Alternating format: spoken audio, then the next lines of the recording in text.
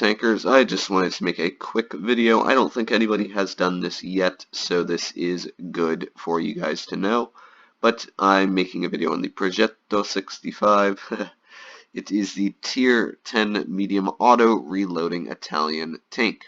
Now, Blitz hangar, I'm using all of their information, and they have all this posted. I'll leave a link in the bottom of my video so that you can check it out for yourself and look at the armor. But I'm going to be going over the Progetto 65 as well with the damage per minute and everything else of this tank. So, starting off, this tank has 1900 hit points with a view range of 314.1 meters. Now, this damage per minute of 4,307, it's auto reloading, so I know that there's something odd about it, but you can see here at the bottom it says time till load next shell. So the way it works is the first shell takes 7.53 seconds to reload every time you want to get it. Now if you want to shoot the 2 shells in your clip, it takes the 7.53 seconds to load the first shell, the 6.2 for that one, and then if you want to load the whole clip, it takes another 4.88 seconds to get the final shell. I wasn't actually that far off on my guess, which I'm pretty surprised on, but that is how it works. So in total, you get a rate of fire of 12.31 rounds a minute, but that is still, I think the damage per minute's a bit messed up right now. It has 245 millimeters of penetration, and its heat gets to 95, so it is about average tier 10 medium penetration.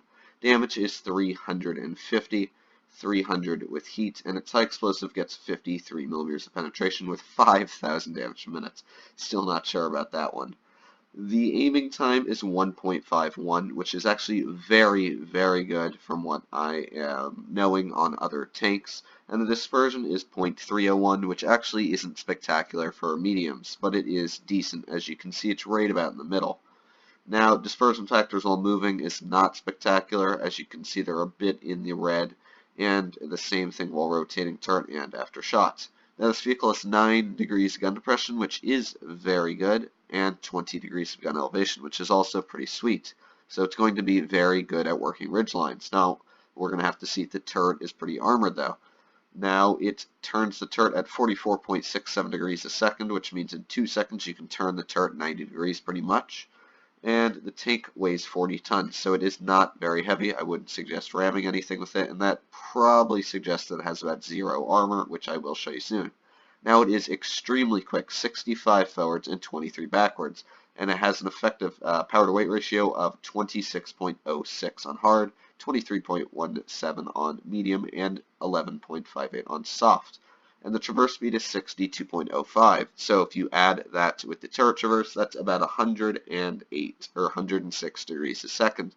So it's actually very quick. That means in 1 second you can pretty much turn the turret all the way to the other side of the tank. Now, concealment is also very good at 30%. You can see that's much better than most tier 10s. I don't think it's better than the 62A, but it is pretty good. Now, taking a look at the armor profile, you can see that it literally has 0 armor. This upper plate is about 156. It's not 0, but it isn't spectacular. If an FV4202 gets a hold of this tank, it will eat it alive. Even the turret doesn't look armored at all. About 160 at this spot here, which is a bit orange. The cupolas doesn't really matter. It's really not armored at all. You know, this little spot here, though, is pretty armored. I'm not sure if that's spaced armor or something sticking out, but it is pretty odd. Now, when using its gun depression, that upper plate actually becomes 314 millimeters, which is very thick. So when using your gun depression, you can have auto ricochets on the hull. Unfortunately, that turret's just a huge blaring weak spot. The lower plate of this tank is only about 108 thick.